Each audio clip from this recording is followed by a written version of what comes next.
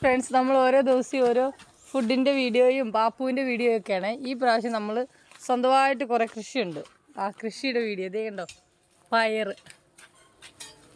ഇത് ചെറിയ പയറാണ്. അതെന്തുവാ, ഒരു വയലറ്റ് കളറിലെ പയർ. ഇതേ കണ്ടോ. ഇനി പയർ മാത്രമല്ല, അതിൻ്റെ ഇടയ്ക്ക് പാവലുണ്ട്. പാവലിലൊക്കെ ഓരോ കായും വീഴാൻ തുടങ്ങിയിട്ടുണ്ട്. പിന്നെ കോവയ്ക്ക, പിന്നെ കോവയ്ക്കൊക്കെ ആയി വരുന്നുണ്ട്. കോവയ്ക്ക് ഇത്രയല്ല, ഇതിനായി വരുന്നതേ ഉള്ളൂ. കാണിച്ചു തരാം. കോവല് നിത്യവഴുതന. ഇതുണ്ടോ, നിത്യവഴുതനമാണ്. നിത്യവഴുതനം. നിത്യവഴുതനത്തെ കായ ഇങ്ങനെ ആയി വരുന്നുണ്ട്. ഇച്ചിരി നമുക്ക് പറിക്കാറായിട്ടുള്ളതൊക്കെ കായായിട്ടുണ്ട്. കണ്ടോ, അതിൻ്റെ ഇടയ്ക്കൊക്കെ നിൽപ്പുണ്ട്. പിന്നെ അതെണ്ടോ, അത്രേ വലിയ കായ നിത്യവഴുതനത്തേൽ. ഇത് ഉള്ളിയൊക്കെ ഇട്ട് മെഴുക്ക് വരട്ടാൻ നല്ലതാണ്. വേണ്ടേ, ഇത് കൂർക്ക. കൂർക്ക ഇങ്ങനെ ആയിട്ടൊക്കെ വരുന്നതേ ഉള്ളൂ. അതിൻ്റെ ഇടയ്ക്ക് ഓരോ കാന്താരി മുളക്, നല്ല കാന്താരിയാണ്. പിന്നെ തക്കാളി കൃഷി. ഇത് കണ്ടോ, നെൽകൃഷിയാണ്. ഇത് പറ ഇട്ടപ്പോഴത്തേക്ക് കിട്ടിയ കുറച്ച് നെല്ലാണ്. അത് കിളിപ്പിച്ചതാണ്. കറിവേപ്പില അതറിയാം. പിന്നെ ഇവിടെ ഓരോന്ന് ചെറിയത്. ഇവിടെ കോവയ്ക്ക, നല്ല 2-3 കോവയ്ക്ക ആയിട്ടുണ്ട്. കോവൽ കായുണ്ടേ. പാവയ്ക്ക ആയിട്ടുണ്ട്. എല്ലാം നമ്മുടെ വീട്ടിലെ ആവശ്യങ്ങൾക്കുള്ളത് മാത്രം. ചെറിയ ചെറിയ രീതിയിൽ പയറും ഉണ്ട്. പയറ് ഇതാണ്ടേ, എല്ലാം പറിക്കാനാണ്. എല്ലാം മെഴുക്ക് പുരട്ടിക്കും ഒക്കെ ഉള്ളത്. ഇവിടെയൊക്കെ ഓരോരോ ഇവിടെ ഓരോന്നും ഇങ്ങനെ ചെടികളായിട്ടൊക്കെ വളർന്നു വരുന്നത്. കോവയ്ക്ക ഉണ്ടോ. ഇത് മിക്സർ ഫ്രൂട്ട് എന്ന് പറയുന്ന കൂട്ട് എല്ലാം കൂട്ട് മെഴുക്ക് പുരട്ടാൻ നല്ലതാണ്.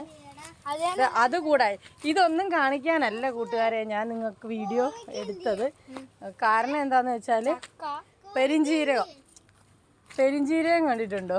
പെരിഞ്ജീരകം എന്ന് പറഞ്ഞാൽ കിളിപ്പിച്ചത്. പെരിഞ്ജീരകം ഇട്ട് കിളിപ്പിച്ചതാണ്. നമുക്ക് പെരിഞ്ജീരകം കാണിക്കാമെന്ന് വിചാരിച്ചിട്ടാണ് ഞാൻ നിങ്ങളെ വീഡിയോ പിടിച്ചത്. ഇതാണ് പെരിഞ്ജീരകം. ഒക്കെ ഉണ്ടോ, ഇത്രേ ആയിട്ടുണ്ട്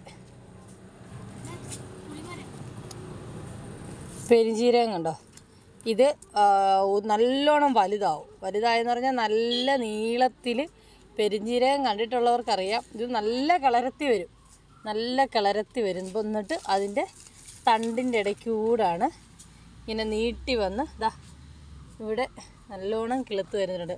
ഇതിൻ്റെ ഇല പിച്ചി മണപ്പിക്കുമ്പോൾ തന്നെ നമുക്ക് മനസ്സിലാവും ഈ യൂക്കാലിയുടെയൊക്കെ ഇല മണപ്പിക്കുന്ന കൂട്ടിരിക്കും. മണ്ടേന്ന് പിച്ചാതപ്പോൾ അത് യൂക്കാലിയുടെയൊക്കെ ഇല മണപ്പിക്കുന്ന അതിൻ്റെ മണ്ട നുള്ളിക്കൊണ്ട് പോകുന്നവൻ, ചെറുതൊന്നും അല്ല. കണ്ടോ. അപ്പം ചെറിയൊരു നെൽകൃഷി. ഇത് നമ്മൾ പറ കൊടുത്തിട്ട് ആ നെല്ല് വാരിയിട്ടത്. ഇവിടെ എല്ലാം അമ്മ കുറേശ്ശെ വാരി ഇട്ടിട്ടുണ്ട്. അതുകൂടാതെ ഓരോരോ ചെറിയ ചെറിയ ഐറ്റങ്ങൾ. പിന്നെ പൂക്കൾ ഇവിടെ എല്ലാം ചെറുതായിട്ട് പൂക്കളും ഇങ്ങനെ വെച്ചിട്ടുണ്ട്. ഇതൊന്ന് കാണിക്കാമെന്ന് വെച്ചു. പിന്നെ ചെറിയ ചെറിയ ചെറിയ ചെറിയ ഓരോരോ ഇതെല്ലാവർക്കും അറിയാമല്ലോ, എരിക്കിൻ്റെ പൂവ്. കണ്ടോ, ഇത് മഹാദേവൻ്റെ മുന്നിൽ, അതായത് ശിവന് മാല കെട്ടി കൊടുത്താൽ നമ്മൾ എത്ര ചെയ്തിട്ടുണ്ടെന്ന് പറഞ്ഞാലും ആ വലിയ പാവങ്ങളൊക്കെ തീരുമെന്നാണ് പറയുന്നത്.